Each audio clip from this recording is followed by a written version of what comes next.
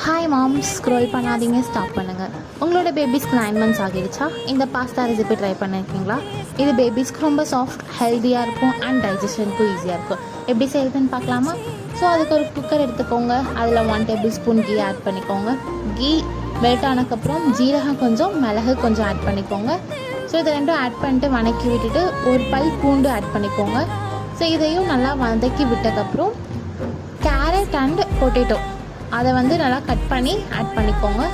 So இதை நல்லா நெய்யில் வதக்கினதுக்கப்புறம் தேவையான அளவு தண்ணி ஊற்றிக்கோங்க. தண்ணி ஊற்றிட்டு இதை ஒரு 10 whistles விற்று எடுத்திங்கன்னா ரொம்ப சாஃப்டாக வெந்துடும். ஸோ அதுக்குள்ளே நம்ம டோ ப்ரிப்பேர் பண்ணிக்கலாம். கோதுமை மாவு தான் எடுத்துருக்கோம். 1 cup கோதுமை மாவு எடுத்து தண்ணி ஊற்றி நல்லா பிசைஞ்சுக்கோங்க. ஸோ இந்த மாதிரி சப்பாத்தி பதத்தில் பிசைஞ்சிட்டு அதை குட்டி குட்டியாக நூடுல்ஸ் ஷேப்பில் நம்ம கட் பண்ணுவோம்ல, ஸோ அந்த மாதிரி கட் பண்ணி எடுத்துக்கோங்க. இந்த மாதிரி கட் பண்ணி எடுத்துக்கோங்க.